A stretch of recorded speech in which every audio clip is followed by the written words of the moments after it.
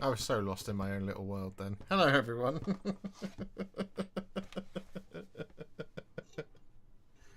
How are we doing?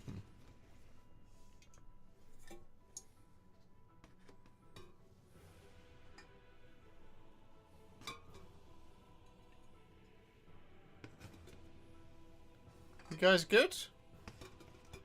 They've changed the back. They've changed the interface in the back end, and I don't like it. So it looks completely different.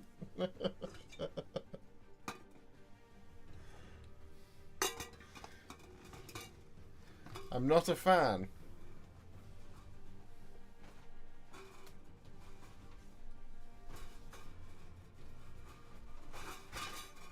Ugh. Anyway, how are you guys?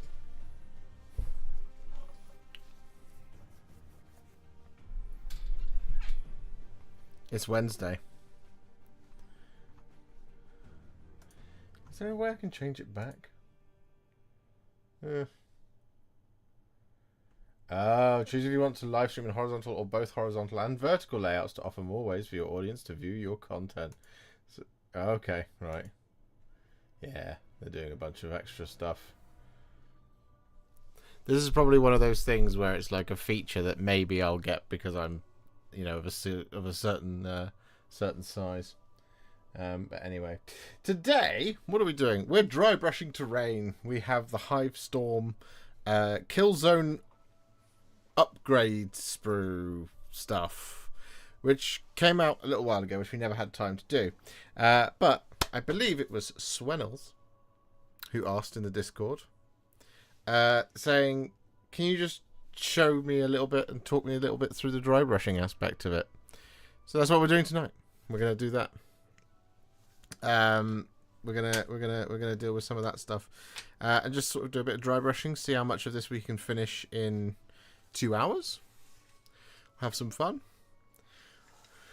We'll talk about things, maybe some feelings, maybe other stuff. I don't know. Whatever you guys want, really. This is as much your stream as it is mine. But yeah, what are you guys working on tonight whilst I continue to get myself set up here?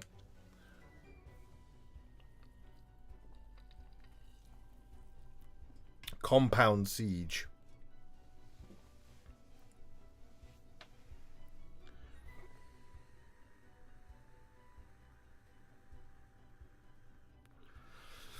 Wait, it's part my stream. That seems like a terrible decision. It is technically part your stream. You know, you're here, you're hanging out. You guys are what make this work. Otherwise, it's just me streaming into the void. So you know. Any idea on how to paint a white albino Kroot with contrast paints? I would recommend checking out my. I would recommend checking out the Gandalf the White video and just painting like the white horse. That would do it. Who told you I'm here? You did? Waiting for one of the old 2018 Killzone expansion terrain and boards, which I got for £30 instead of the usual £150 to come through. It's really just crates and barrels, but I'm very excited. That's because the crates and barrels are cool. Working on the Cursed Sepulchre, pleased so far, but any tips for weathering down the stone? I've gone with a dry brush of grey and a bit of white over a black undercoat. As in, you wanna bring the colour down a bit.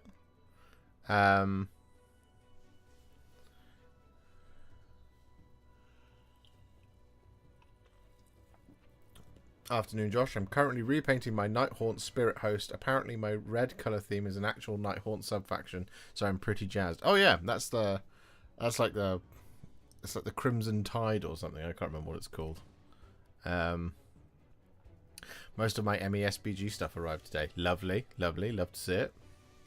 So now, Terrain, thought you wanted to send me some to paint it for you. Well, if you want to, you can, by all means. So this is basically what we've got.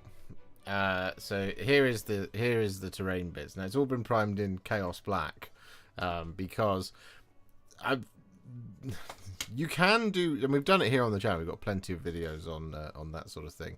You can do like the brighter contrast paints. You can even do like zenithals and stuff. But I find with stuff like this, it doesn't really need it. Again, just sort of trying to save a bit of money here and there by only using one primer can. So this is all of our walls. We've got 6 walls and we've got 2 bunkers, right? And these join up to create little extension to your Killzone Vulcus terrain if you bought the Hivestorm box, basically. So yeah, they just sort of slot together like this sort of thing. It's a neat little idea, I think, from Games Workshop to do it this way. The only slight downside I found with this was that it would have been nice to have gotten more of these corner sections. So I think I long planned to buy another set, but I didn't do this one, so I was like, well, I need to get this one done before we do anything. So there we go. And yeah, so today we're basically going to be really kind of focusing on sort of the dry brushing aspect of things. And I just need a decent brush that's not completely haggard, which I'm pretty sure I have. Maybe that one. That one will do. Maybe. Yeah. Oh no. Oh, there's a bit of give in that. This one? Yeah, that's much better. There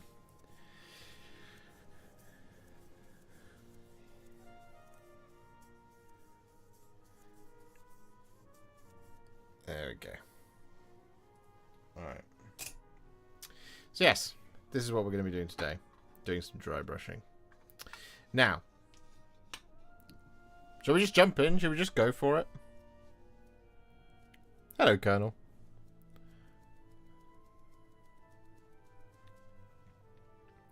Yeah, darken it down and make it look a bit more aged and not as bright. Do I dip it in Agrax? You could dip it in Agrax, or you could go for Targor Raidshade. Targor Raidshade I've more and more grown to like, because it's not quite as impactful as Agrax, but it has a little bit of red in it. It's really a choice, between the two. What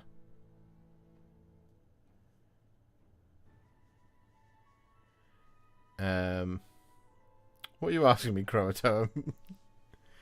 Finishing the Abraxia Spear made me confident in painting an avatar of Cain. Please help. You want me to buy you an avatar of Cain? Hello, Lisu3000. So, I generally, so the brushes I use for my dry brushing are the straight brushes from Games Workshop. They're usually, it's just because that's part of the ecosystem that we're in. Now, there's a lot of benefit to using a round dry brush like this one, which is the one I have from Vallejo. They're very good. They're very, very, very good at doing this kind of circular dry brush sort of type thing. Personally, I don't really feel like I've found much of a difference between the two, other than I feel like this is much better for doing like models and things, and this is much better for doing terrain. The reason being is that we've got lots of sharp edges here, and using these rounded brushes just to try and hit those edges just feels more difficult to me, and that might just be because of the way I've learnt how to dry brush, but it could also not be. But that's why I generally tend to use these straighter dry brushes, because I feel like you get a lot more directionality out of it. But in order to, you don't have to have directionality when you're dry brushing, right? So, what we want really is we want to block in these pieces, because we don't want our terrain to be black. We want it to be grey. And essentially the grey that we're shooting for is Dawnstone. All right. So this is it was a little terrain painter's trick that I was taught when I worked at Games Workshop. Is something that I've talked about on the channel in the past, and something that many dry brushers who are better at dry brushing than I am, will tell you, is that you want to move in circular motion, basically. You want to buff it on. So here is our Dawnstone, and what we want to do is we want to grab a big old piece of tissue paper. And one thing I will say is you want like kitchen towel rather than bathroom towel. The reason being is you want a little bit of coarseness in here, because when you've got a little bit of coarseness, a little bit of texture in your kitchen towel, it can show you how much paint you've got on your brush versus the toilet roll, which is much more absorbent. So I'm going to go for about this much paint on my brush, on my medium dry brush here, and then I'm going to work this into the paper until it gets to that sort of consistency there. This is how I know how much I need to take off. The other thing to do is to just check the sides here and here before jumping in, because sometimes some paint can be left behind, and then you go to pick up your piece and you hit it with the side, and then you get this like big smear of the paint. Right, so that's one thing I would say. Right, so when we have a piece of terrain like this, typically with a dry brush, when you're just wanting to hit the edges, you want to, like we do normally with when you're painting sort of models, you want to move the piece of terrain, and then you want to have a brush stroke that you like. So in this case, I'm just going up and down, right? And if I move this way, I'll now hit the other edges going back the other way, right? And that's kind of like a directional dry brushing. Yeah, that's how you just kind of hit the edges and go like this. And that's that can sometimes be how you can instill an effect in some things, like a streaking effect. Like if you just want to do that kind of thing going across like a tank, for example, you want to dry brush across an edge so that you've got that kind of motion of highlight, but also for the sort of motion of some battle damage, say. That's the kind of the way you should do it. You don't do this with your hand. Move the piece of terrain how you want it, right? And what edges you're trying to catch. So we're just going like this along those spars. I'm going to turn it this way because I want to hit the spar at the top, and I want to hit the bit in the middle as well. However, what we don't want is we don't want a black wall, as we've already mentioned a couple of times. So instead what we need to do is we want to get some colour in there. So I'm going to reload my brush a little bit, and on my tissue paper I'm going to just work some of that off into the paper until we get to that consistency. Just check the sides again. And so this is where that circular dry brushing motion comes in. And basically what you do is you want to do clockwise followed by anti-clockwise over a piece like this sort of area here. So if we start going in like this and then we go back the other way, it covers much more of the model. So clockwise followed by anti-clockwise, clockwise followed by anti-clockwise, clockwise followed by anti-clockwise, clockwise followed by anti-clockwise, clockwise followed by anti-clockwise. And same for like going down in there. We just want to get in there and just move the brush around, really, like that sort of thing. And it's okay to kind of swap between brushes and stuff if you need to. So like we might need to come back to that with a smaller brush just to get in there. And sometimes you can't do the kind of can't do that sort of backwards and forwards motion, that sort of clockwise anti-clockwise. Just going up and down over the area is fine, but you don't want to do that over the top of the majority of the model. The reason being, of course, is that you don't want everything to be directional in one single motion. So we're just gonna get the rest of this one dry brushed up using that methodology, going clockwise followed by anti-clockwise.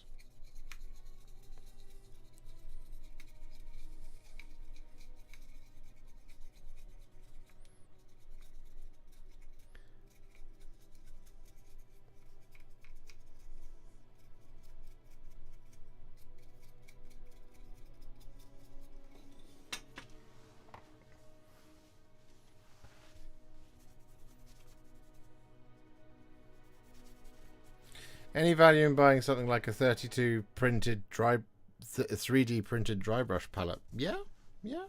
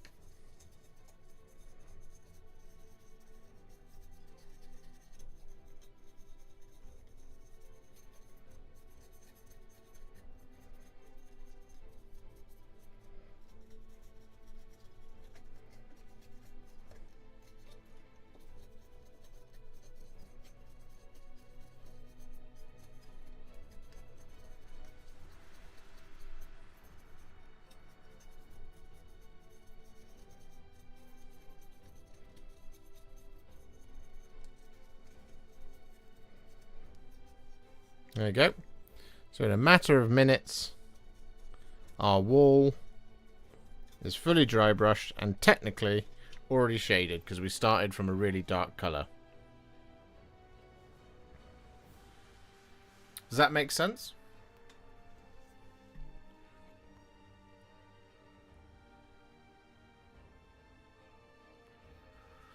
Have you ever used a texture board or similar instead of the napkin? A corkboard that I use when dry brushing avoids the dryness in the paper fibers. No, I've only ever used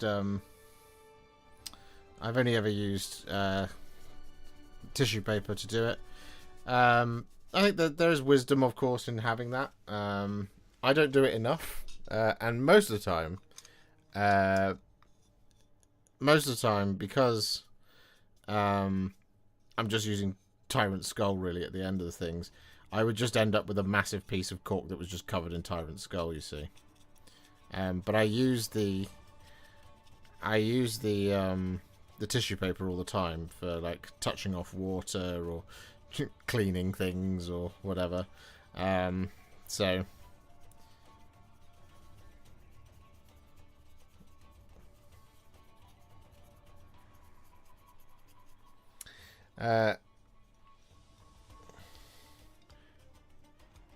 do you ever do your priming on stream? I'd love to get tips on how to do that better. Well, I use a rattle can, so and my streaming setup is up here. So I don't know how I would do that other than just going live on my phone, and we would be live for about 10 seconds. Because I don't use things like an airbrush or anything like that. I use rattle cans, and I'm not going to let off a rattle can in my tiny studio. We can certainly talk about doing something around that. I think I've done some stuff on priming before. Unfortunately, the thing with priming is if you're gonna the thing with priming is that, like, honestly, the best way to do it is to follow the instructions. Keep the can 30 centimeters away. I use the sticks from Games Workshop to prime my miniatures. I don't put them on a tray and spray down, which is what I used to do when I was younger, but I don't do that anymore.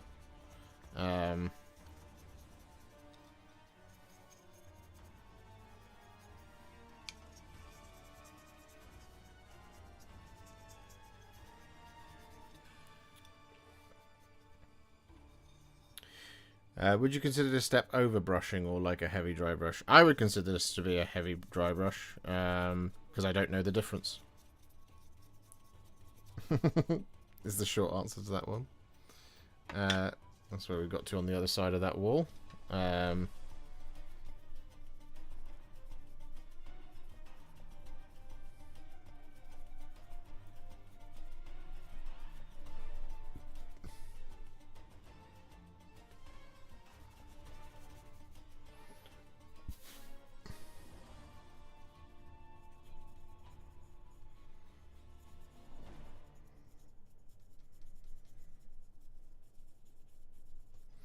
I think sometimes when doing a project like this, the instinct is to maybe start with a smaller brush or a brush that's too large. I think it comes with practice. I have found that when you're doing just like a wall of this size, a medium dry brush is more than enough. Because a large dry brush might not quite help you get into all the nooks and crannies like those ones in there. But a too small dry brush means you're going back and forth to the paint pot a lot. Which you don't really want to be doing.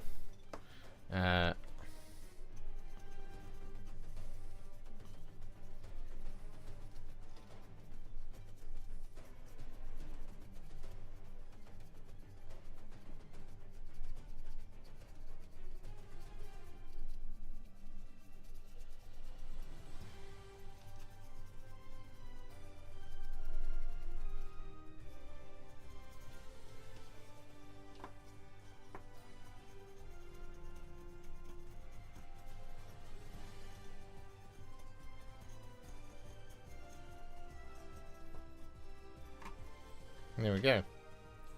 There's a whole wall.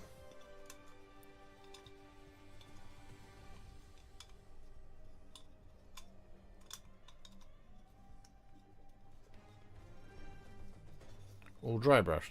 So there you go. That's just the point of difference, just from one dry brush in that sort of circular motion. You see how we've got that built up color in all the places where we kind of want it to be. Now we do have those large gaps right in the middle. So I'm just going to pop this to one side, and I'm going to use a smaller dry brush just to get in there, and just add a little bit of extra color. So we're going to go with let's just go with this one.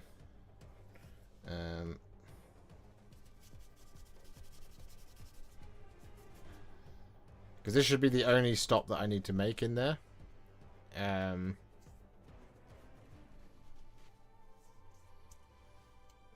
Is just by doing that.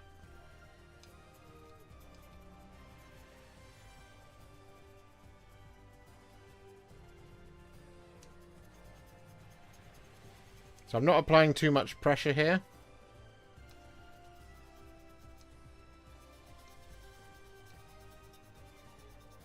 Because I don't really need to. Because we're not trying to kind of pick out any specific detail. We're just trying to get some colour in those gaps.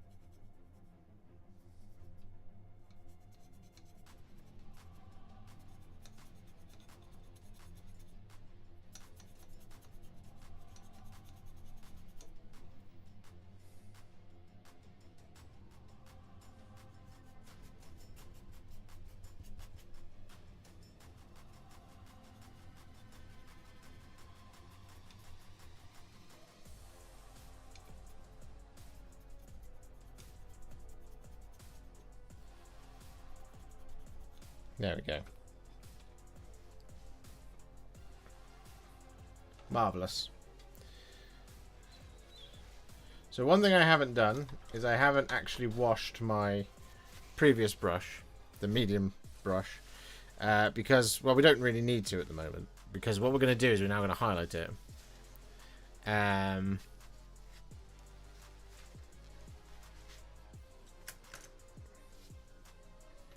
But so Dawnstone is done. Now here's the thing about this next part. Now this is a piece of recommendation I would give to anybody about any scheme. So we're just doing grey at the moment, of course, and we will try and do some other ones. But the highlight should always be a little bit brighter than you think it should be. So typically in the triad with Dawnstone, your next step up would be Administratum Grey. However, you want this to be like a pretty cutting highlight, right? Because, you know, that's the you know, you want it to be quite an impactful highlight. So after Dawnstone, rather than just going to the next one up in the triad and using Administratum Grey, we want to go one step lighter. And we want to go to Grey Seer. Now this would be the same thing if you were doing like a red building, for example. If you were to do what we've just done but with Mephiston Red, you wouldn't want to then go to Evil Sun Scarlet because it's not enough of a step change. It's too much for the next thing. So if you want it to be a cutting highlight, you need to go that bit brighter. So you'd want to go for a much more powerful highlight with something like Squig Orange, for example, or Jakero Orange, or Fire Dragon Bright, for example.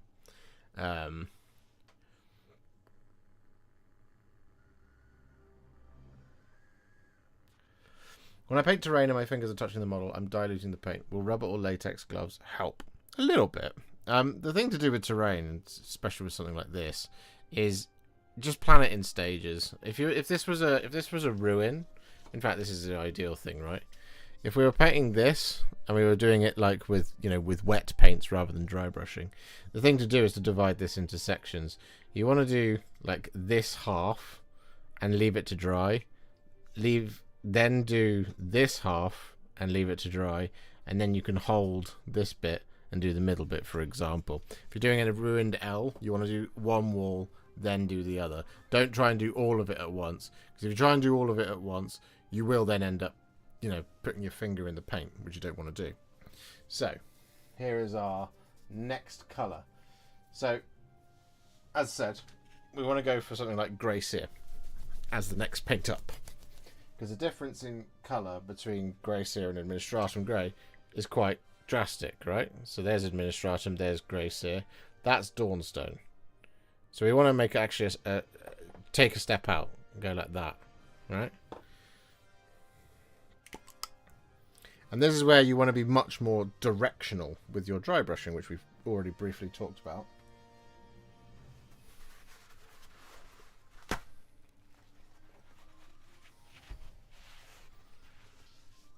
Now, sometimes at this point, it can be wise to pick a direction and stick to it, right? So you could just think, right, well, what I want to do is I want this to be a top-down highlight. So I'm just going to go like this. So this is the only dry brush I'm going to make with the Grey Seer.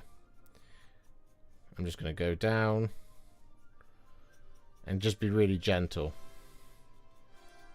Like this sort of thing.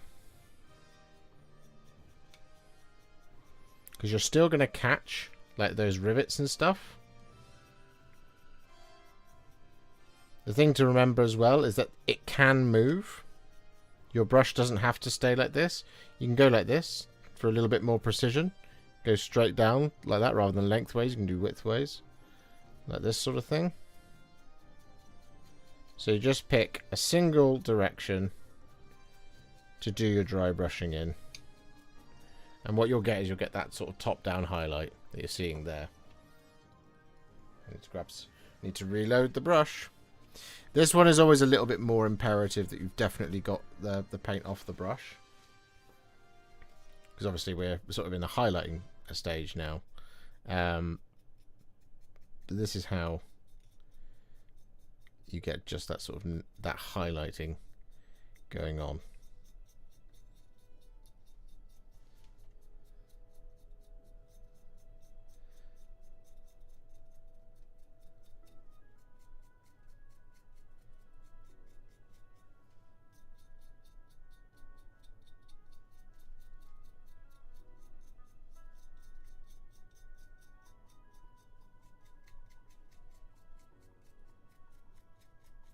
There we go.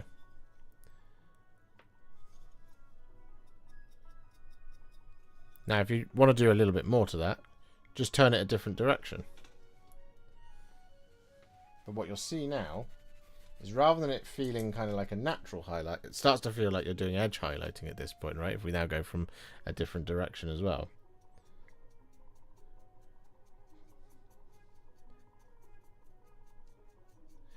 But the point of doing this in a sort of directional manner is you're hoping to hit all the edges in a certain direction.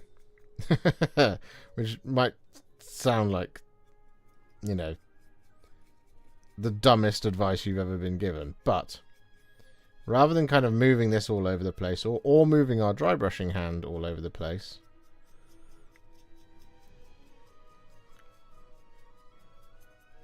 this is much quicker and it's much more effective. And it means your highlights don't change direction halfway through what you're doing. So you go back the other way now.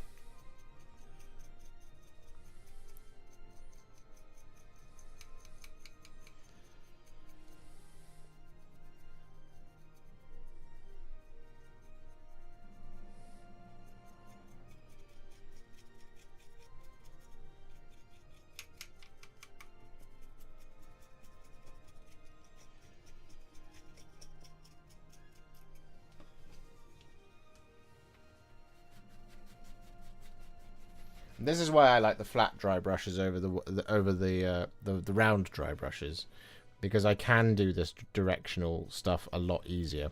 And I don't know why. It's probably just a skill issue on my part. But I do feel like this makes much more sense to my brain to do it this way, with a flat dry brush rather than with a rounded dry brush. But like I said, that's personal preference kicking in right there. Or personal bias. A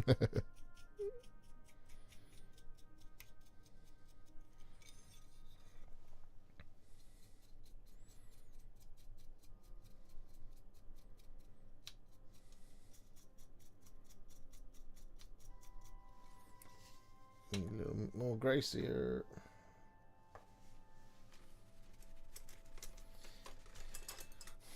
Now, one thing you can do when you're doing a project like on a big scale, like say we were doing all of this stuff and we were doing the Hivestorm bunkers as well, what we could do is we could just pour the paint out onto a bit of card rather than going back and forth to the pot over and over again, and go from piece of card to piece of paper, or just do it on the piece of card.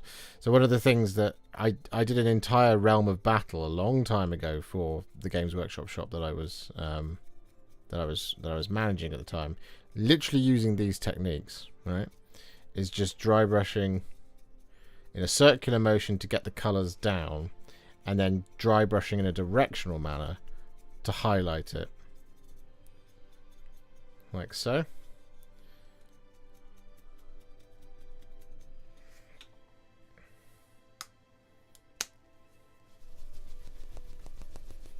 Hello, Rosalie Grace. Just finished your homework? Well done. You're a better student than I. I was telling Alice the other day that I was really bad at school. I was really, really bad at school. There was a long period where I didn't do any of my homework whatsoever. And then I would do a little bit once the teachers and my parents caught on. I'd be like, yeah, I've been doing it all along. But more often than not, what I would do is I would do it on the bus in the morning. And that was really bad because it meant that I would then struggle. So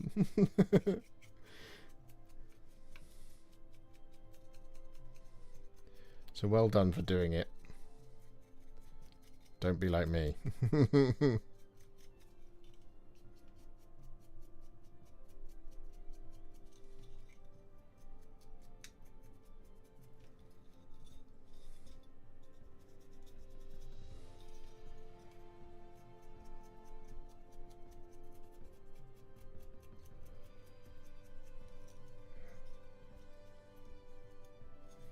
There we go.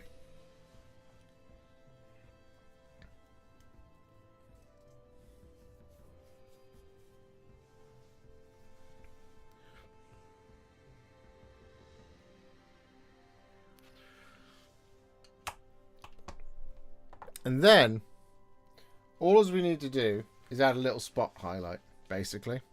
And the spot highlight I'm going to use is this. I'm going to use some Vallejo white because I don't get to use it very often.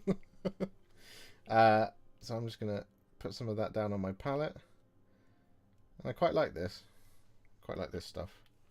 I bought this pot like a couple of years ago.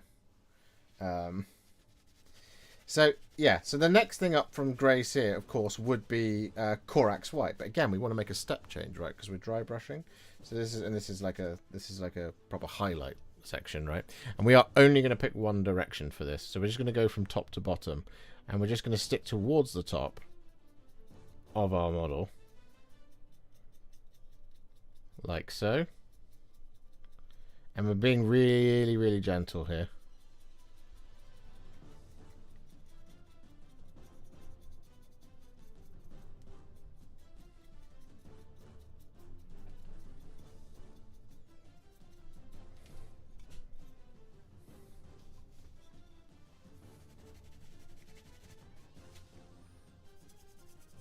Because the last thing we want is a big white smear down it. So you just want to, like that, going across.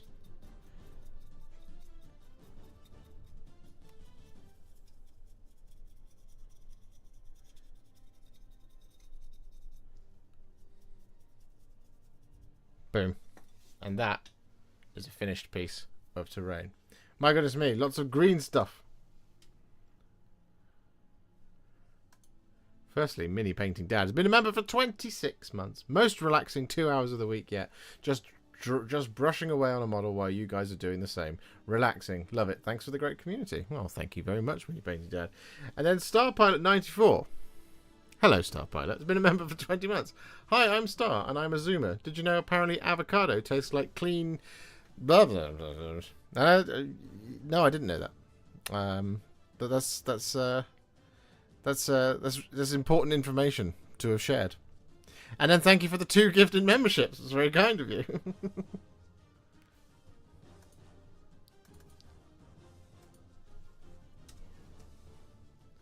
Thank you very, very much. We talked about it in Liam's stream. Really? In Liam's stream you were talking about avocado. Was he streaming on you?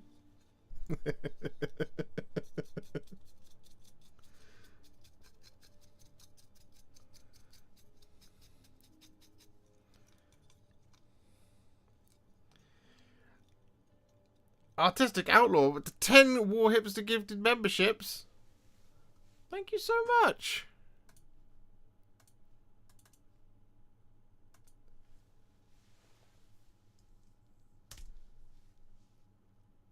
To make up for any members I lost you yesterday in Discord. What did you do in Discord yesterday?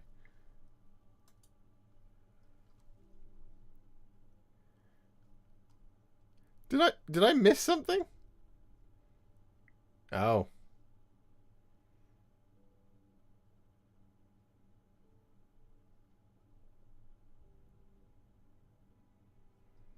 Oh, I missed an entire conversation.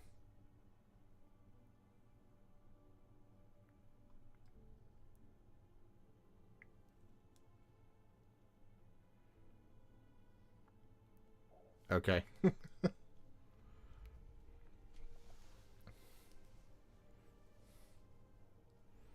I can't give subs. Josh fixed this heresy. I'm sorry. You reached the limit, didn't you?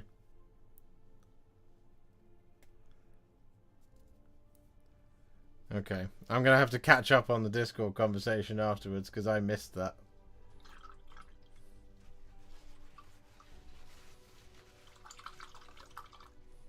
Weekly limit?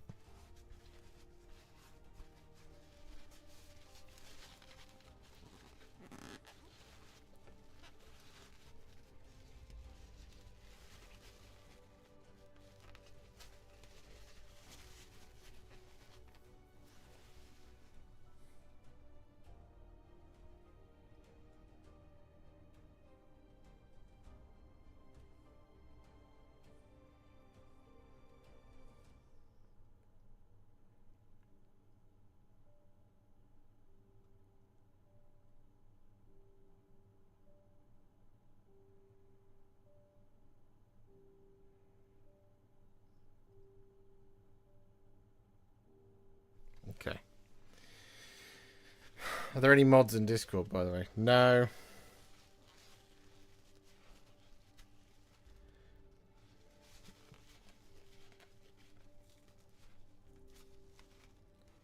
No, it's just me. So if I miss something, then it's on me.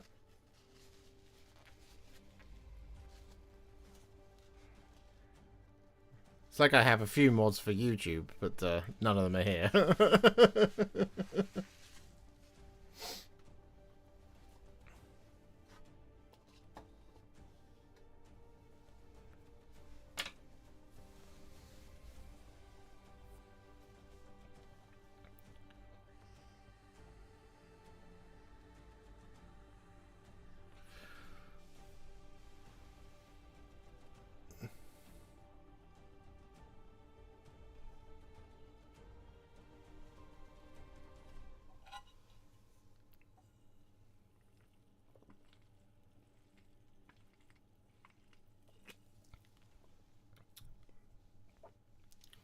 Dad's on home, throw a party. Yeah, good.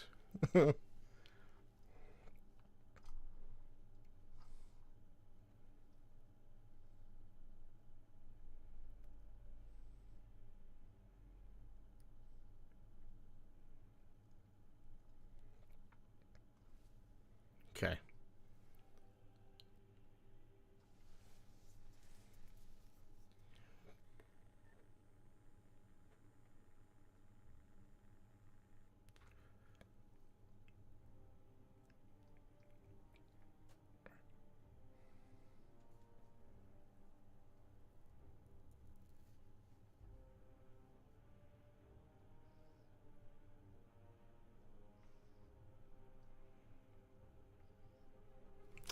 Damn it, I want to read all of this. Where did it start?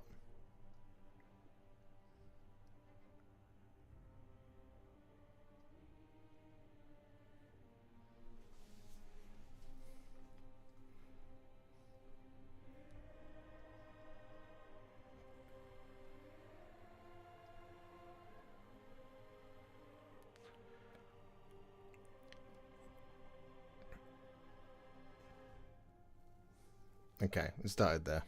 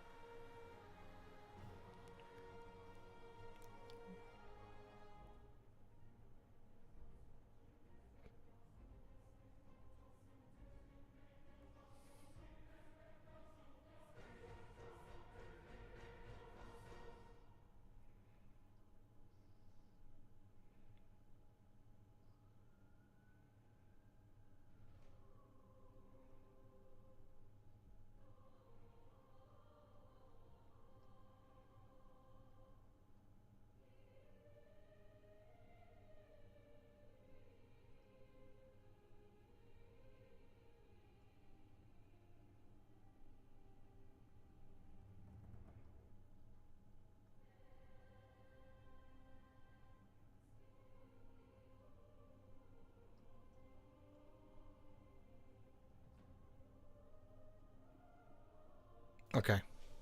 I'm caught up. I'm caught up.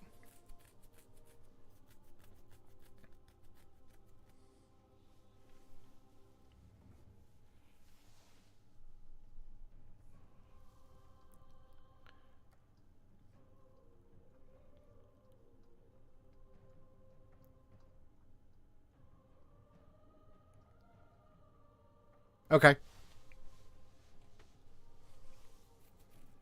Did you have an interesting read? I did. I did. I didn't want to read it out. I wanted to read it then, in case something really dramatically, terribly awful has happened.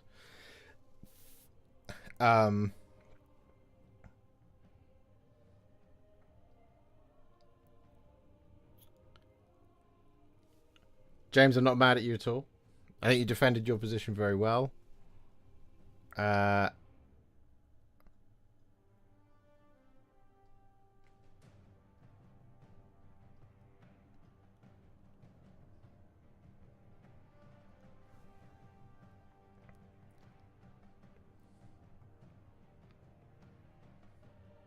If you're going to read, please read it out loud for the class. I don't. I yeah. I think the conversation that is being had there is valuable enough to be left. As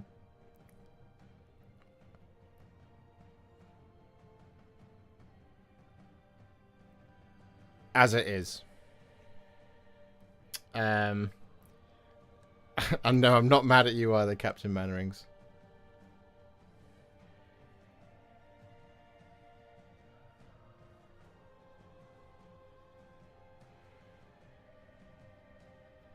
Ultimately, yeah, I don't really. I mean, look, I will have.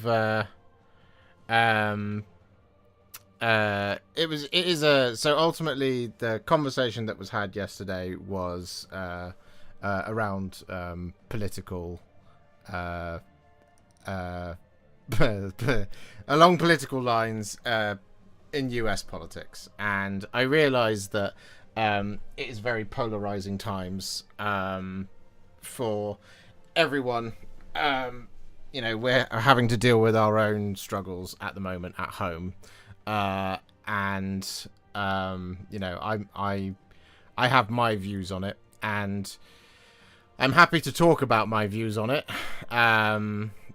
If I'm needed to talk about my views on it, I'm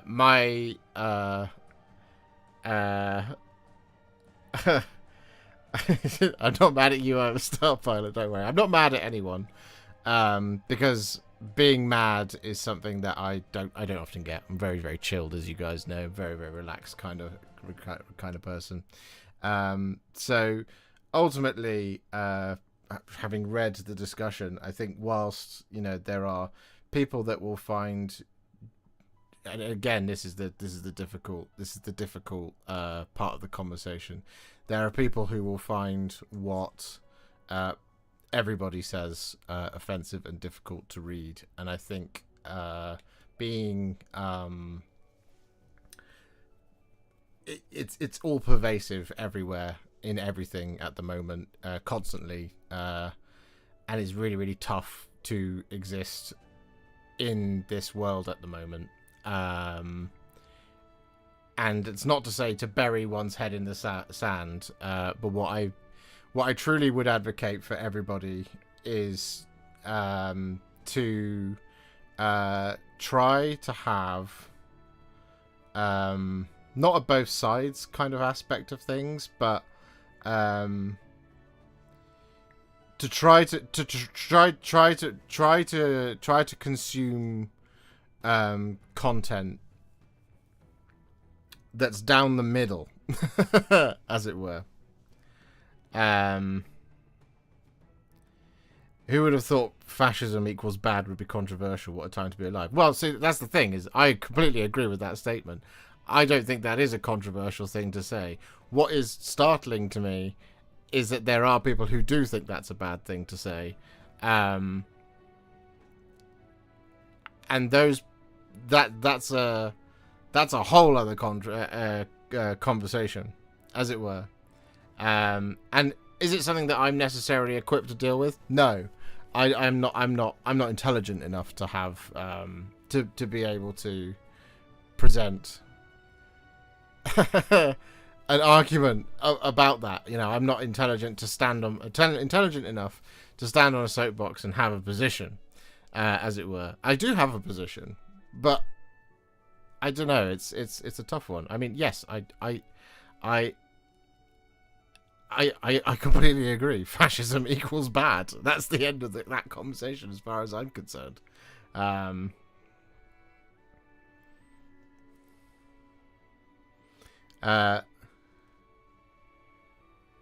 You're quite vehemently coherent about dropper bottles. Well, this is a hobby channel after all. This is what we do. I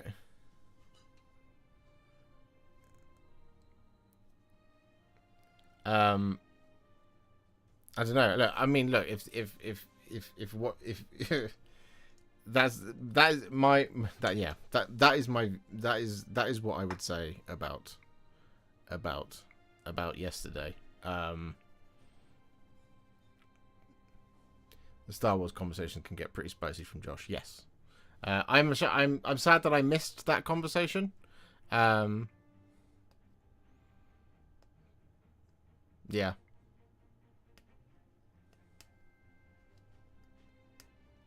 Oh, that's very kind of you, James. No, don't worry, you didn't derail. Thank you for pointing out that pointing that out. That was good thing to do. Okay.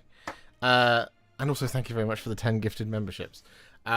Yes, I don't know. I don't think I need to take any action because I think you all sorted it out yourselves, or at least whatever there is. But I will monitor the Discord closer. I do need to get somebody who is. I do need to get somebody to mod it, so that we can create a space that is safe for you guys. And ultimately, I don't want anyone to feel like they. I don't want you guys to feel like I endorse. I don't endorse fascism or anything like that at all. Completely and utterly against it in all forms. You know, and I want everyone to be comfortable, and I just want everyone to be full of love, and that's ultimately what I want from the world. So yeah, that's kind of what I would say about it. What do you use as a palette for mixing paints, and do you use the same brush for painting or have a specific brush for mixing? I have a palette pad from Games Workshop, which is just dry paper, so it's slightly glossy paper, and I use the same brush that I'm going to apply. So if I'm going to apply the paint to a model with a medium layer brush, I use a medium layer brush.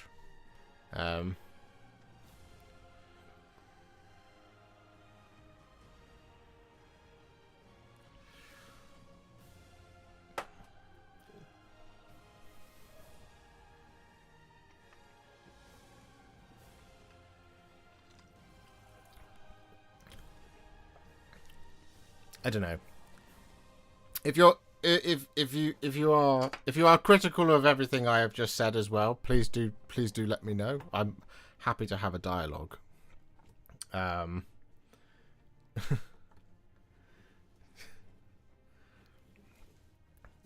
course. Always.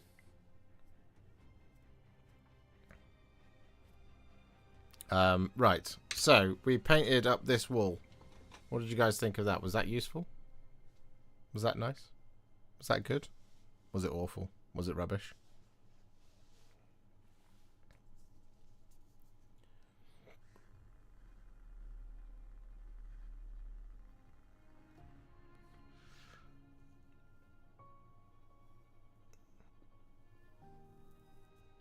Hello, Mr. Quatkin.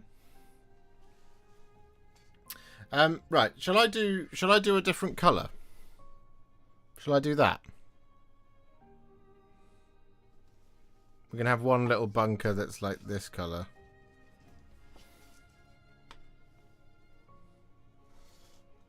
We're gonna be like, hey, look at this. that can be like that, and then we can just do a different one. Can you show the loading of the brush of the paper towel?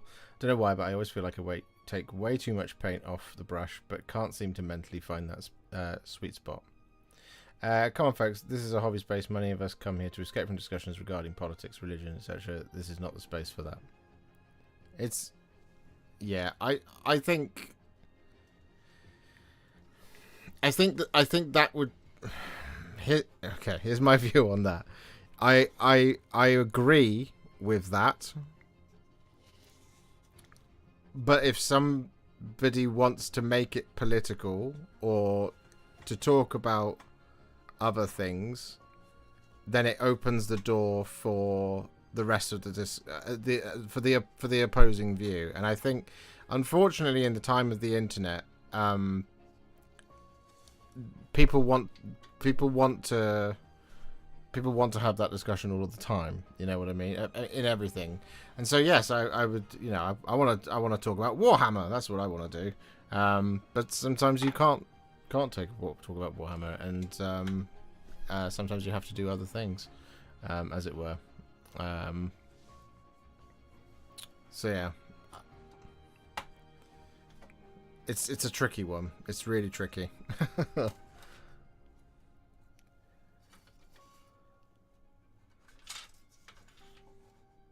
You know. That said, I do really wish I'd made it onto the list.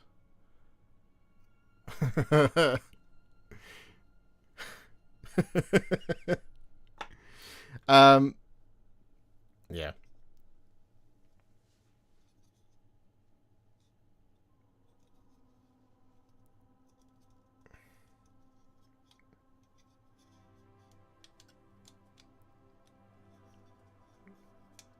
Yes, James, I completely agree. What am I doing? Door. That's what I want. Door. Right. Shall I do a different colour set? If you want a different colour set, tell me what colour set you want to see. Like, pick a colour. Like yellow or... Well, not yellow. Please don't pick yellow. But purple or red or green or blue or something like that. Purple. Sometimes people want to talk about Space Marine heads. They need more helmets. I agree. Yeah. See, look. I mean, that is an example of it, right? Is Games Workshop announces a box of Space Marine heads, and a bunch of people misunderstand it because of whatever reason. Like, that is a box of Space Marine heads where Games Workshop has sculpted a more diverse set of heads that isn't just sort of potato-faced Aryan white dude, as it were. And as a consequence, people have gotten mad about it. And it's like, so if you're going to get mad about it and then also be the same crowd that says keep politics out of Warhammer, do you know what I mean? It's like, yeah.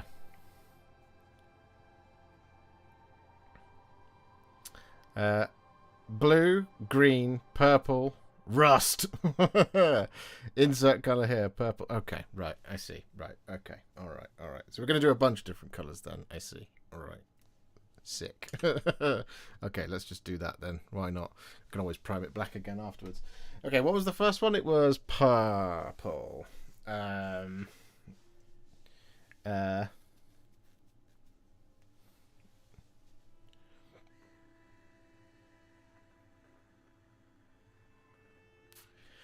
Worst painter here wants brown. He does want brown. Emma, derailing from that discussion, thanks for all of your corn tutorials. Never been happier with a paint job than my half-finished scar brand. Oh, awesome. Oh, thank you. I'm glad they could help.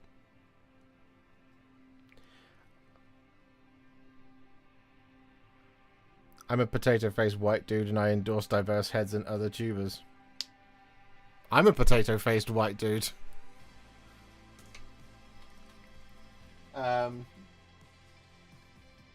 Okay, purple.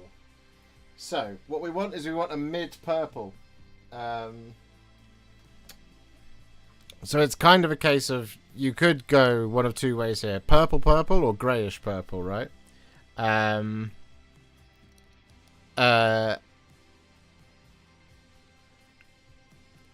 yeah, like greyish purple would be like something like Demonette Hydride.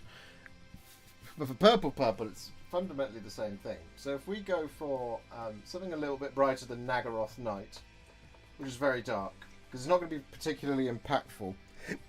Excuse me, it's not going to be particularly impactful over the top of Chaos Black. So instead, we go for something like Xerius Purple, right? Which looks like that type of thing. Now, it's probably this is the thing with Nagaroth Night, right? Is if I just pull that out, Nagaroth Night, here it is. It's not far away from black, and when you apply it, everything obviously starts to sort of darken down a little bit as well.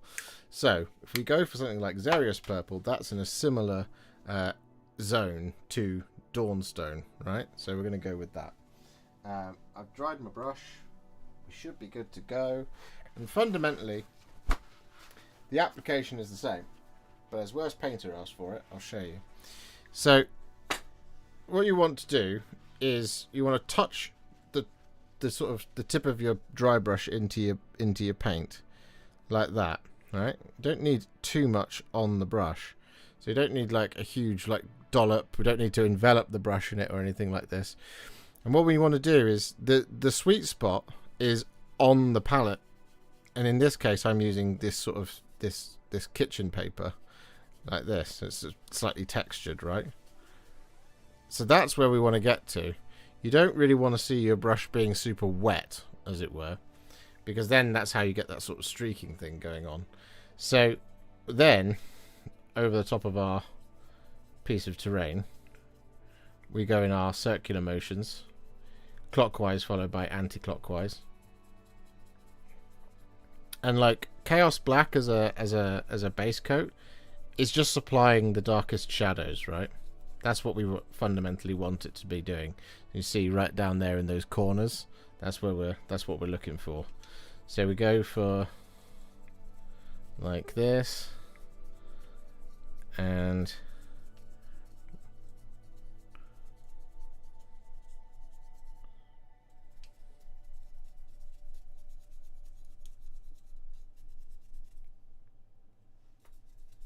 we know that when we don't have enough paint is when we can't really see the fruits of our labours anymore. So you can see the difference between this sort of side and if I'm just doing this on here, it's taking a lot longer to build the colour up. So that's where we then go in and reload the brush.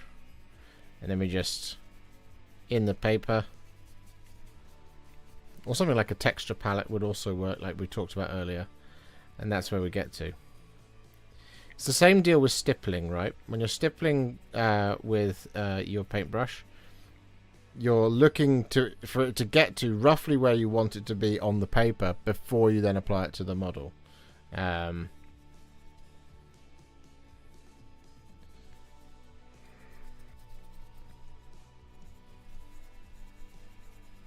we're going clockwise, followed by anti-clockwise. Clockwise, followed by anti-clockwise. Like that sort of thing.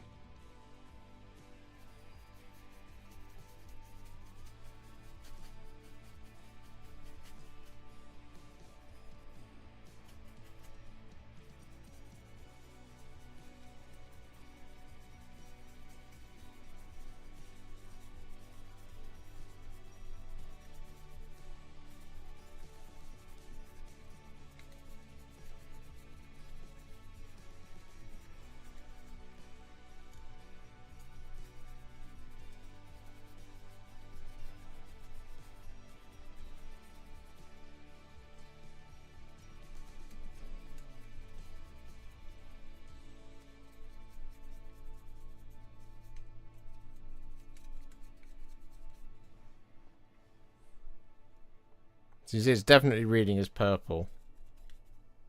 Well, I hope it is. Looks to be on the camera. But we're getting lots of natural shadow from the dark undercoat.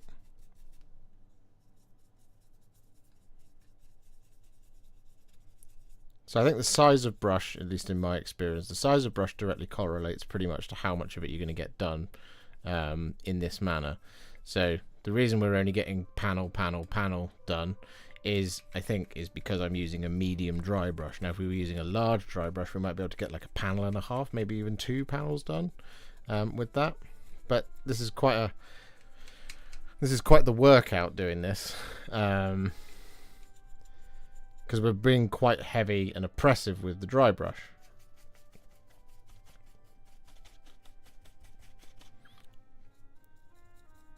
Now, one of the things I said earlier was to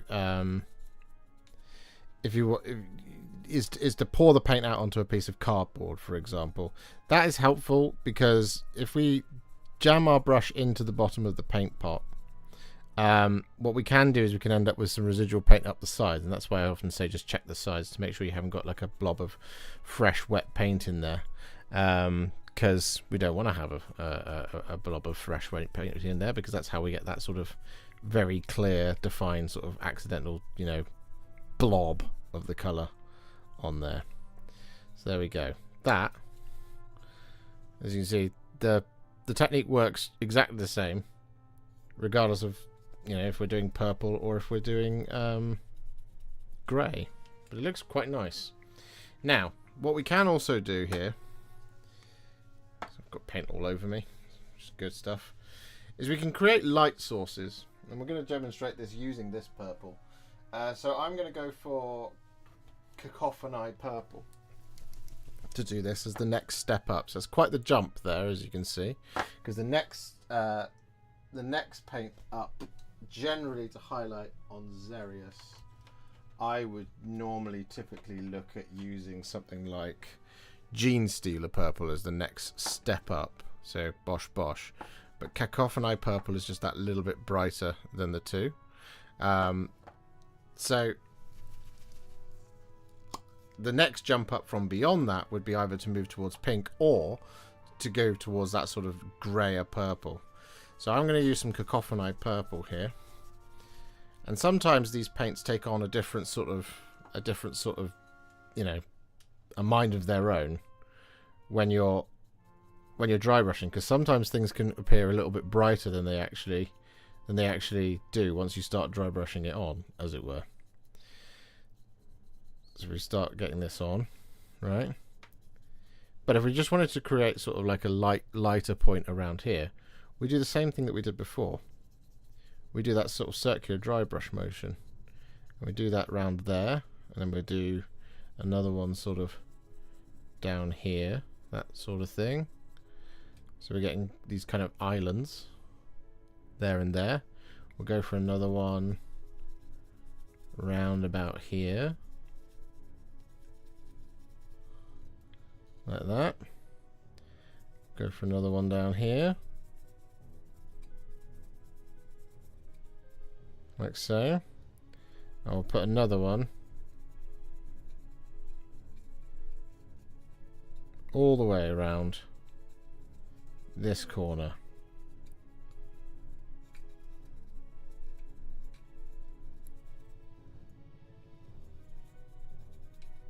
There we go. So you see how we've got this kind of patchiness going on in these sort of little areas. So now the thing to do to add this kind of make it a little bit more interesting is to go for a really bright highlight, and we still want it to stick it towards the purple area. So we have kind of two choices here. One is Slaanesh Grey, the other is T'Challa Lilac. They look very similar, but one is warmer than the other. T'Challa Lilac is the warmer of the two. So we're going to go with T'Challa Lilac. That's what we're going to do. And we're going to dry brush this as our highlight. And this is going to be the last highlight that we do, but it's going to be across all of it, right? And we're just going to do this in one single direction. So we're just going to go from top to bottom.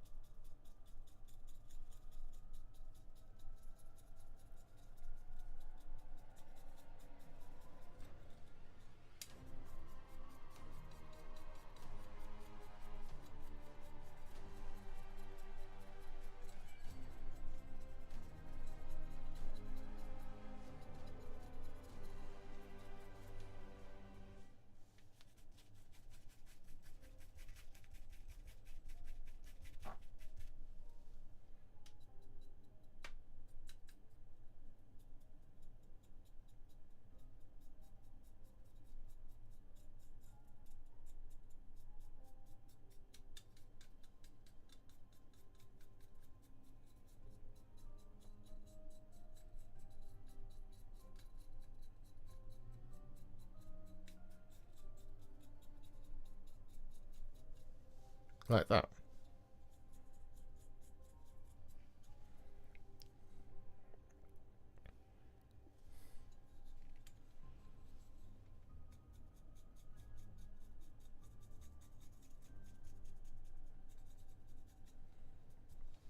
So what we then have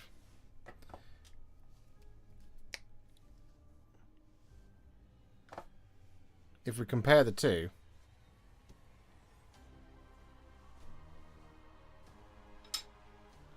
here is our all over dry brush, and here is our sort of more like we're going to have like a bit of a shimmer and shape to it, as it were. If I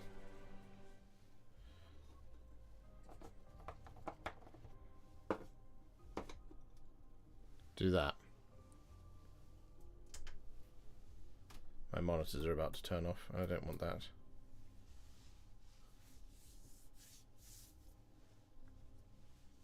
What do you think?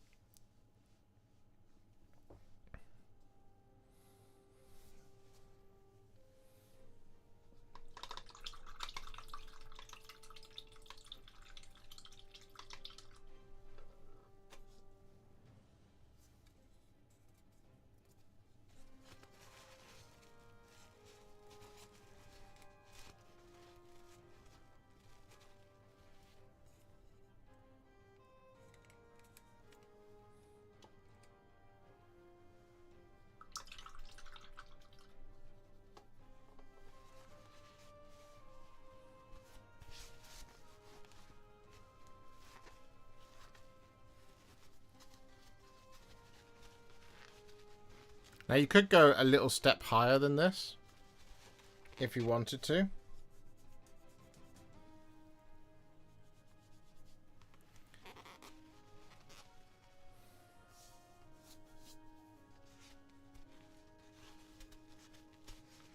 But it wouldn't be to stick to purple. It would be to add a little bit of white. And it wouldn't be white because we want to be off-white because we're not like in that color space. So the thing that's really here's the secret sauce, the real secret sauce of terrain painting, right? Regardless of what colors that you use, you want to have if you want to have an off-white highlight to all of it, then the color to use is Screaming Skull. And I will demonstrate in just a minute why, but I think do we do another piece? Could do another piece quickly, couldn't we?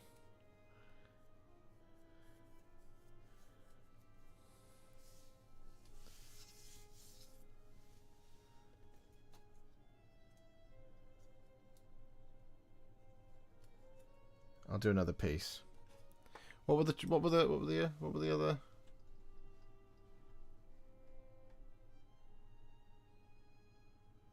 The only suggestion for blending two contrasts. Been trying to follow some of your videos, and it always ends up quite messy when I try to recreate it. The best thing I think is to use just a little bit more medium if you're struggling with it. The other thing you can do, of course, though, is rather than you can if your two colors are sort of different enough, applying them both at the same time, or just applying a bunch of contrast medium. Let's say you're doing a sword, right, and you just apply the contrast medium all over the blade and then apply your paints. They'll blend really nicely. That's one thing that you can do. The other thing is just use one more blob of medium and it'll help. And don't be afraid to add a little pressure when you're doing the sort of the blending part. So purple, blue, green. I'd love to see red. Purple, rust. Purple seems clear. Oh, we've done purple. Let's go for... We can go for red.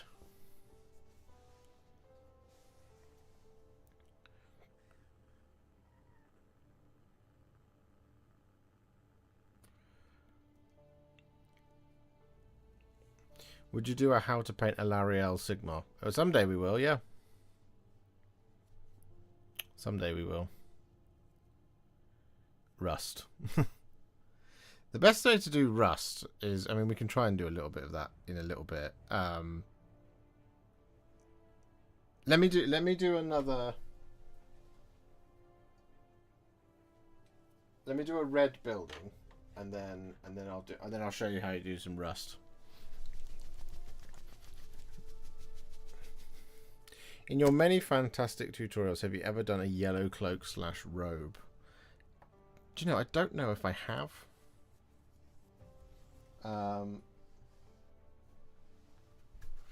Have I done a yellow robe?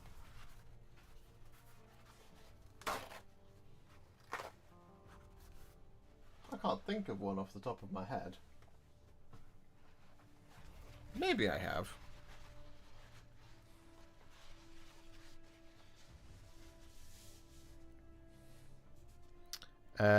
Right.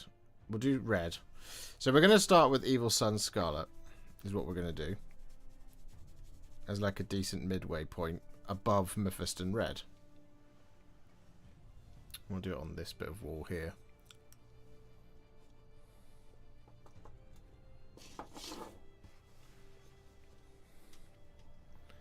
So,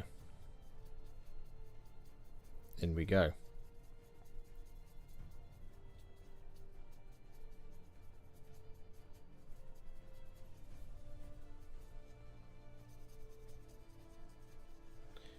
Going clockwise, anti-clockwise.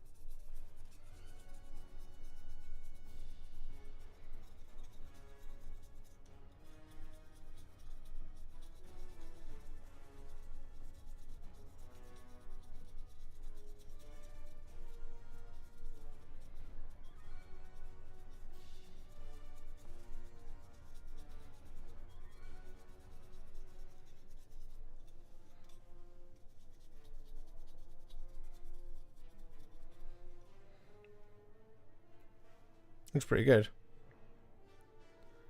Is the stream bouncing for anyone? No, it's probably it probably is my camera bouncing.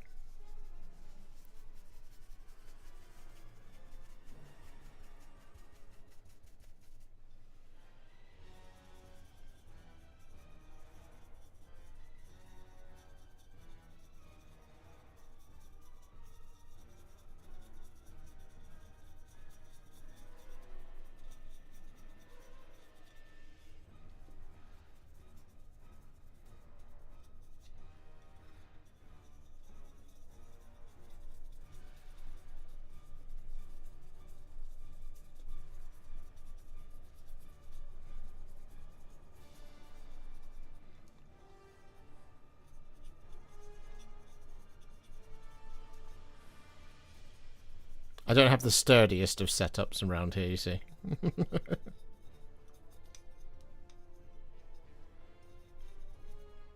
So you see what I mean about what I said earlier about how paints can appear darker than they do initially coming out of the pot? That's Evil Sun Scarlet, so a paint that we typically use to do highlighting with, right? But when you're dry brushing it over the top of the black, the Chaos Black, it comes out a lot darker than that. Or at least it has the appearance of coming out a lot darker than it does straight from the pot. So there you go. Sort of a red wall.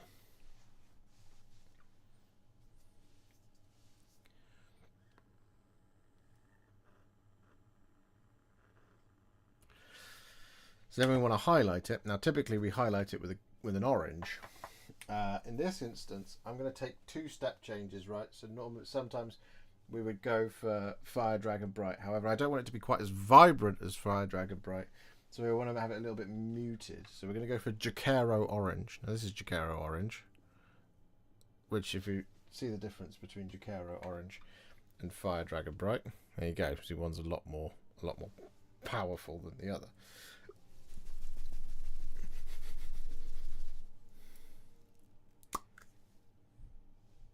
Oh, this is the bad pot of Jacaro Orange. There's the new pot. No, that's Squig Orange. Where's the new pot of Jacaro? I did buy. Maybe I didn't. Okay.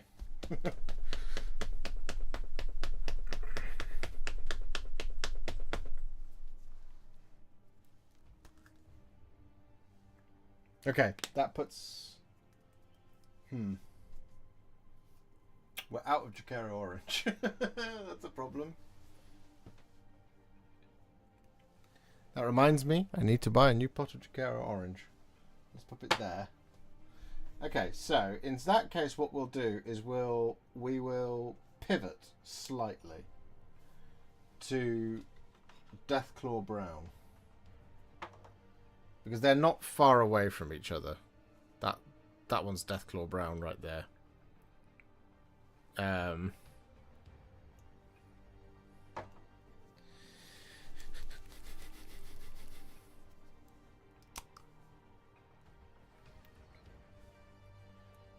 Arguably, it's probably the slightly better choice because it's a little bit more muted, but there we go.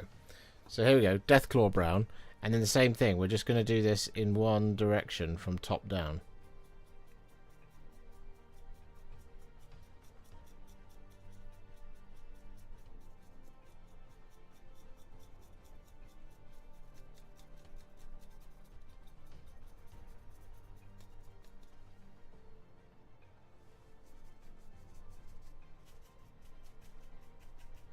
Because I haven't washed my brush, it's mixing a little bit with the Evil Sun Scarlet. That's okay. It's kind of what we want, really, because it kind of keeps it within the same color space.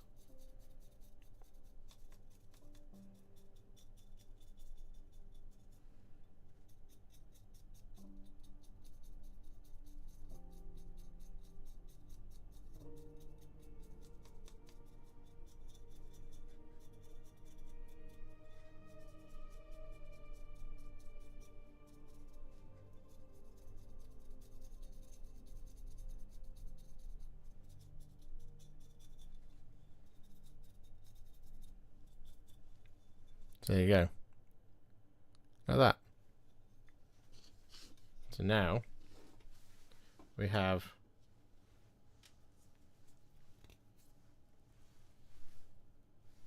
three different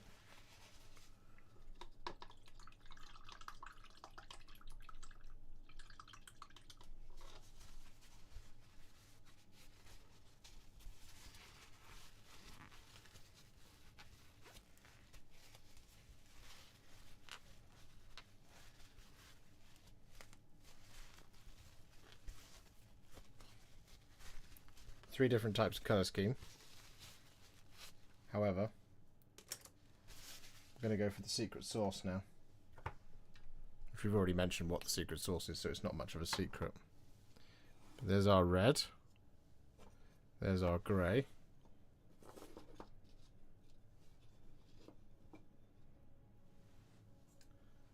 And there's our purple.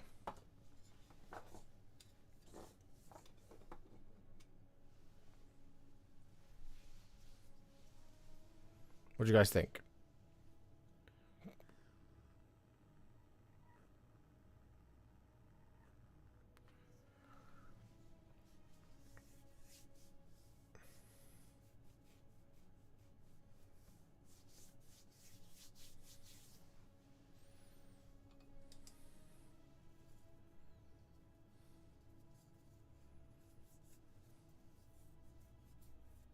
I think you should do this for a living. Oh, thank you. Maybe I will. Maybe I'll consider it. So, the secret sauce. The secret sauce is Screaming Skull. Screaming Skull is an off-white highlight you can apply to anything. You could use it as the spot highlight for even painting your armies. How the vast majority of GW terrain is often given a final pass with some Screaming Skull, and you'll see why. So on the red, we'll start over here. And again, we're just going to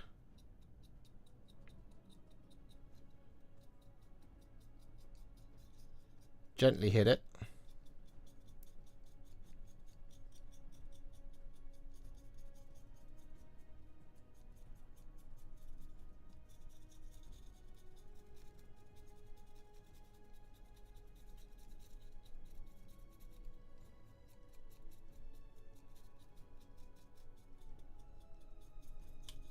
Like that. You see how it sort of starts to just sort of come to life?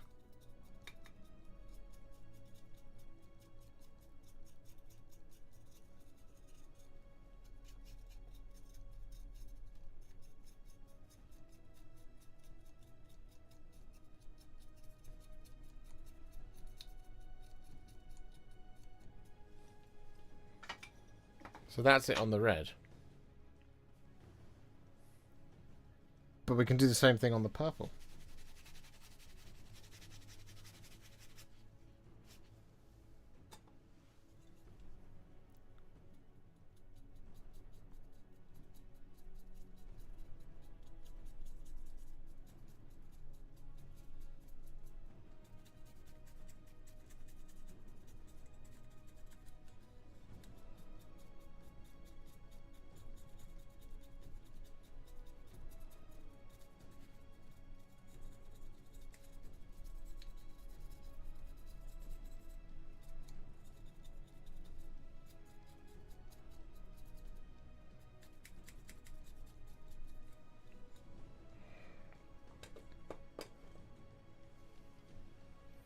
And if needs be, we can do the same thing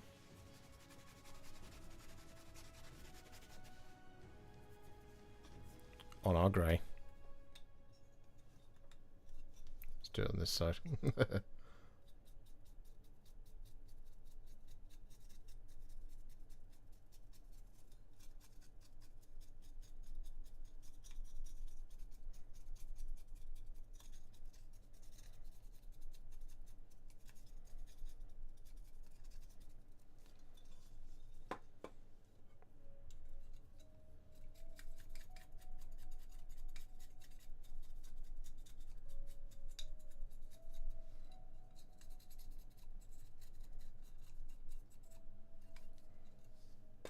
Pow.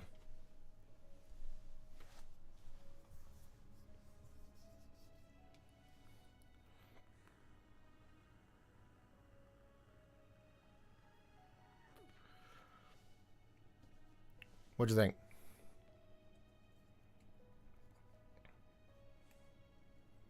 As I said, Screaming Skull is the secret sauce. If you look at if you ever look at like Games Workshop's like product photography, when they do it in their next time you crack open a battle tome or a codex and you go and look at the big pictures of armies on terrain, all of the terrain, I guarantee you, has had Screaming Skull Drybrush applied over the top of it at the end.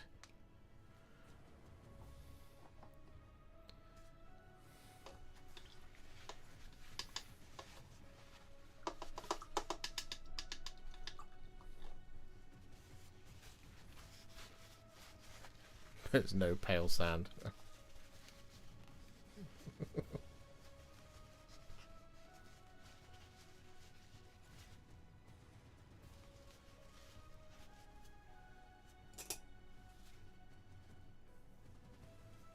So that's the side of this that we did with... That's had a Screaming Skull Drybrush. And that hasn't.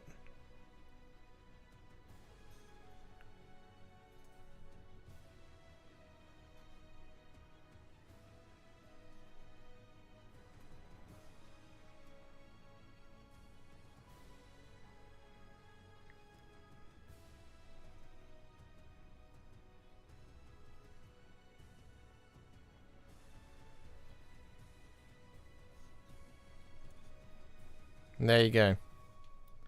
Secrets of dry brushing.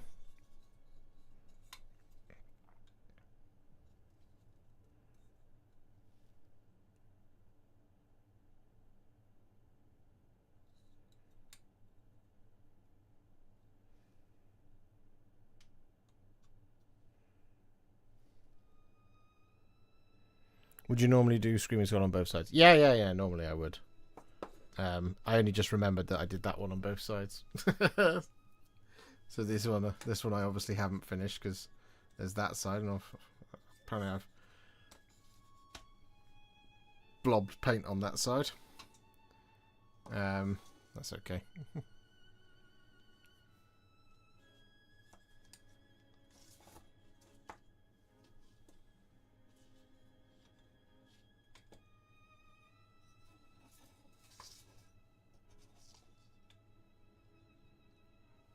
There you go.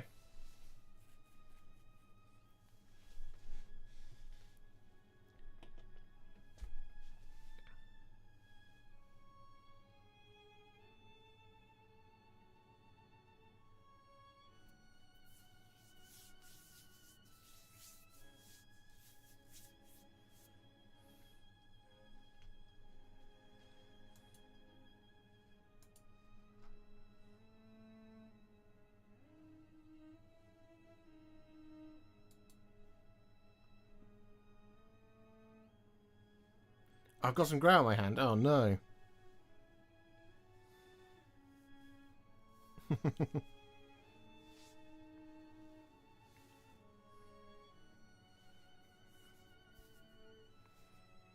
And then a slightly more sort of natural angle of light. That's what it looks like. So rather than being under the full glare of the filming lens. If I just show you. So on your tabletops, it'll look like this. Now naturally what you could always do at this point is go in and just like paint in some metallics on like these grates and stuff. Absolutely, you could do that if you wanted to. But that's probably more than enough. You know? And it's, usually that's my view on it. I'll put up the purple as well.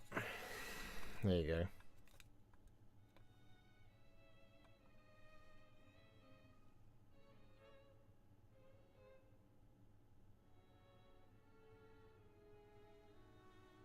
Whee! Good night, Rosalie.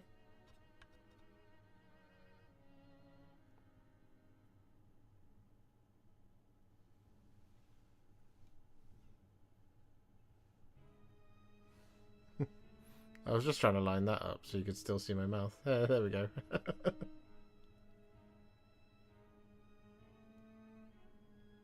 It's like the world's worst mustache.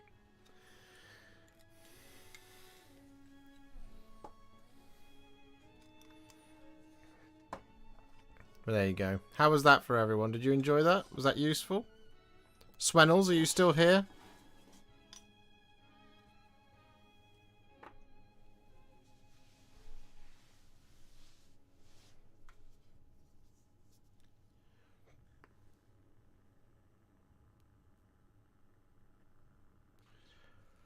I saw someone using a bit moistened dry brush for dry brushing. Is this a thing? Yeah, no, so you can do that. Just a little touch of water on the brush.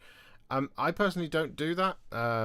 What that can do is it can just mean your paint just goes for a little bit longer.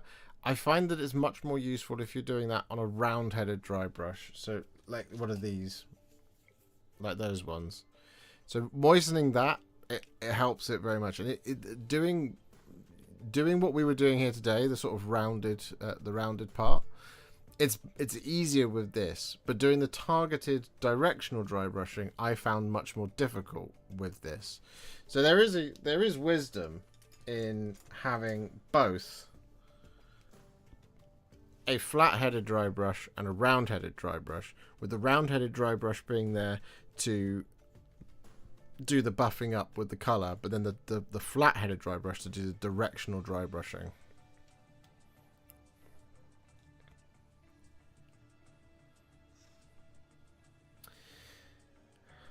How do I paint all of Helm's Deep? I've mastered step 1, which is to cry for 9 weeks. Having trouble identifying step 2. Probably step 2 is to get the smallest piece you can, or the biggest piece you can, and then just paint that bit.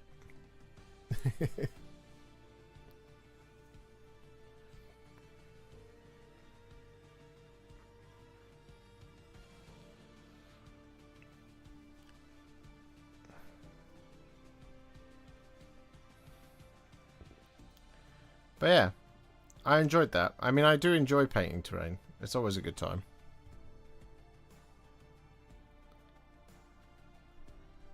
Someone just DM'd me and said, prime it. Fair call.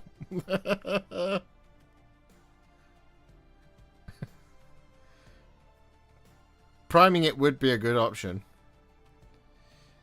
I think the best way to do priming on something that size is prime it all black. And then you could do what we've done today with the dry brushing. I would recommend using a brush of this size to do it, rather than a brush of that kind of thing. This is a medium scenery brush.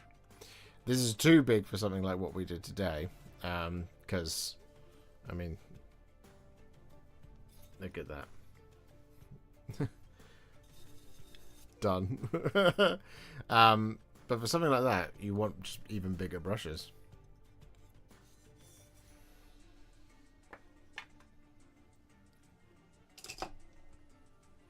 That was the brush I did at the Realm of Battle with.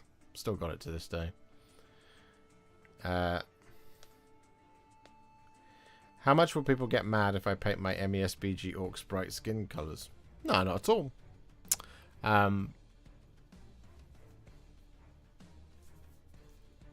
They do exist in Lord of the Rings, after all.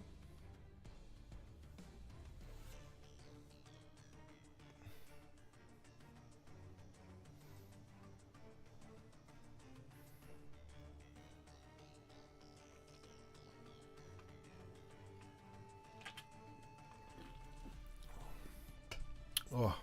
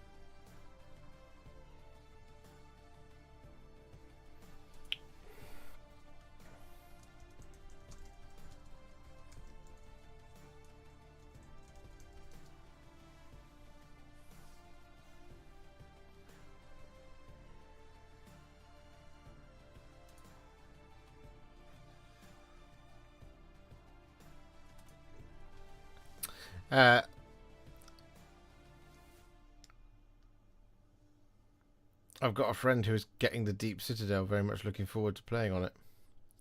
I may or may not have received one of those.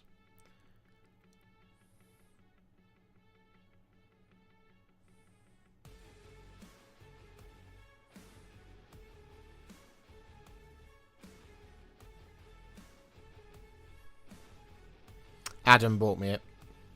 It's the gatehouse and 2 wall sections of Helm's Deep, of the you know, the above the causeway.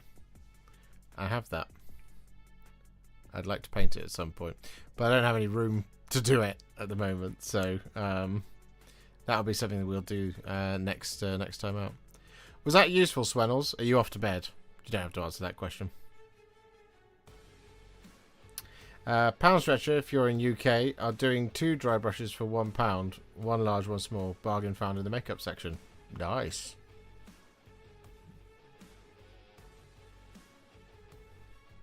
If I ever go past the Pound Stretcher, I'll have to have a look. Stream was ending. Oh no, we're still around for another couple of minutes.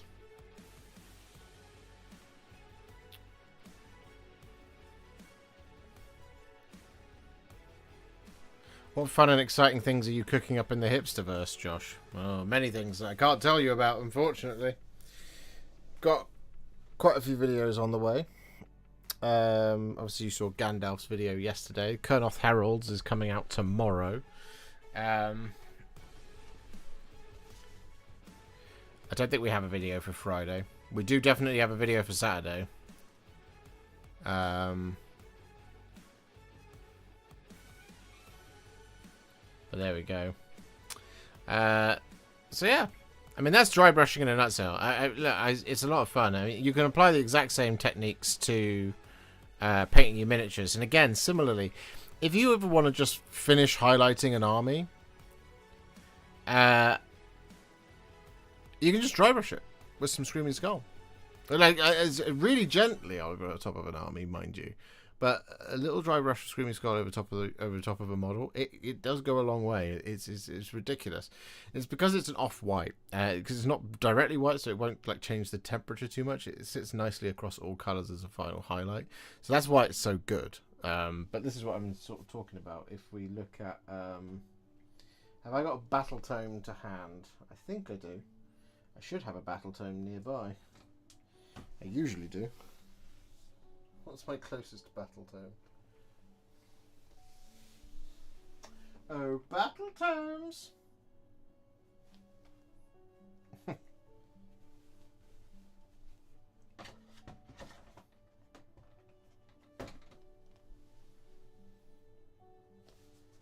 There's one just for there. I'm new to your channel, came in with Liam. Did Liam raid in? Because I didn't get a notification that he did.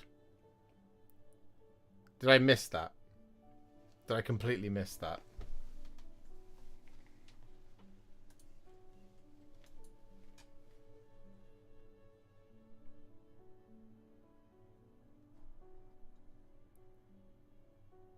Liam raided me. I honestly didn't see it. It didn't tell me. Oh, I'll message him and say sorry.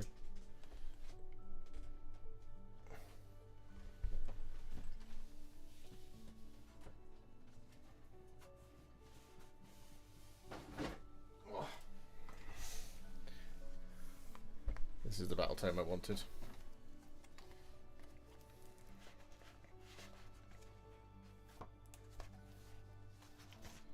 So if we find a large picture, I usually have them in here. You can see what I was talking about.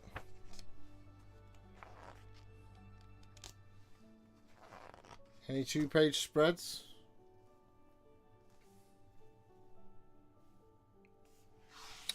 Not really. This isn't a good battle tome.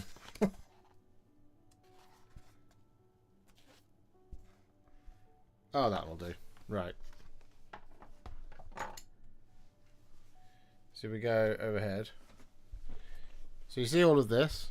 Again, it's not going to translate so well on the camera, but if we go like that and go do that sort of thing, there you go. So you see all of this. This has all been dry brush with Screaming Skull. So is that there, back there. That's a Screaming Skull dry brush. You see it in this picture as well. On these, that's a Screaming Skull dry brush. You see it over the top of the rivets as well. So yeah, that's what I was talking about.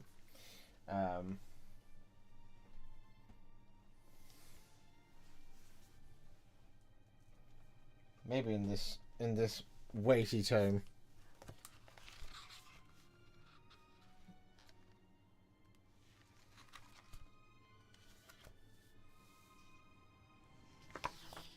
Yeah, I mean, that's a pretty obvious one.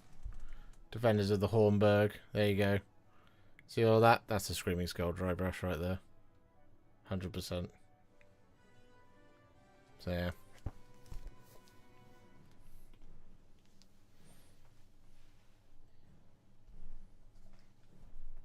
It didn't tell me.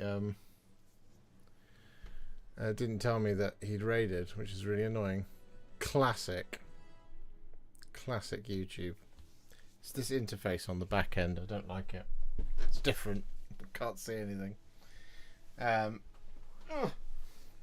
there we go. Well, unless anybody's got any other business, any further business, we'll probably finish up in a minute. Thank you for explaining it so I don't feel stupid. I watched lots of tutorials on this. I can't seem to follow the feeling of it. This was much more practical. Oh, good. I'm glad it was useful. I sprayed Miss Space Wolves black, then dry brushed them, then went in on detail. They look battle worn. I used a sky grey, so very slightly tinted blue, but more 30k style. Oh, that's nice. That's nice. Yeah, yeah. The spraying with the black and then doing the spraying it with black and then dry brushing it up in that sort of circular motion gives you such really, really nice shadows, just quite naturally, especially if you're doing it this way. You know, it's why slap chop and stuff works, right? I don't generally like it for all of my for my miniatures because I don't like sort of like a scratchier finish. I like everything to just be smooth.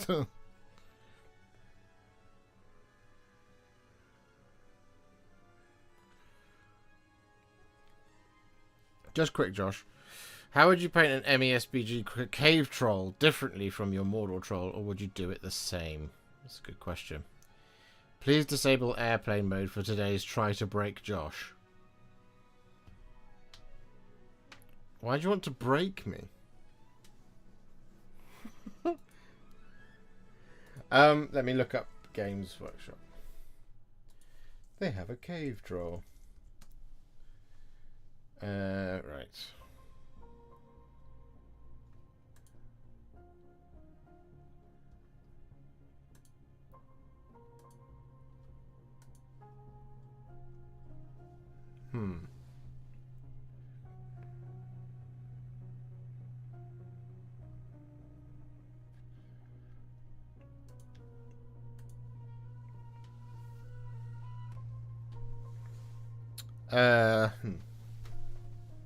How did I do the Mordor troll? The Mordor troll is quite brown, isn't it? Mordor troll. Yeah, it is quite brown. Yeah, I mean, look, I would probably move it towards more of a grey for cave troll images. They have a cave troll. So, interestingly, there is a dry brush application here for this one as well. So what you could do to move it towards like that sort of grayer skin that it has in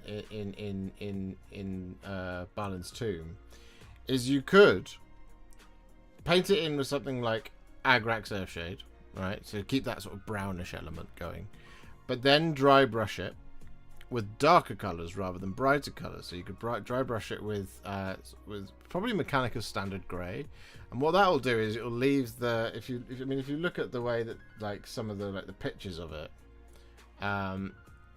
is that will leave it with the sort of the Agraxy stuff going on in the recesses versus the extremities, right? The edges and stuff. That would be one way of doing it. The other thing, of course, that you could do is you could do sort of all kinds of blending, right, with some thinned down Black Templar, right? Do it in 2 stages, sort of like a 1-to-1, like a 2-to-1 mix of Lamia medium and Black Templar for your first blend, and then for a slightly darker one, do like a maybe actually just 2-to-1 Black Templar Lamia medium to do it the other way around. The other option, of course, is to prime it with grey and then dry brush up a sort of a bony flesh colour over the top of the belly. That would be another good way of doing it.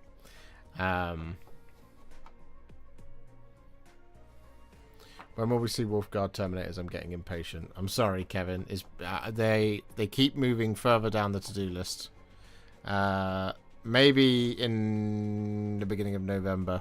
But I'm absolutely slammed between now and the end of October. which is lame. Well, it's not. It's good because I like being busy. But yeah, I can only apologise.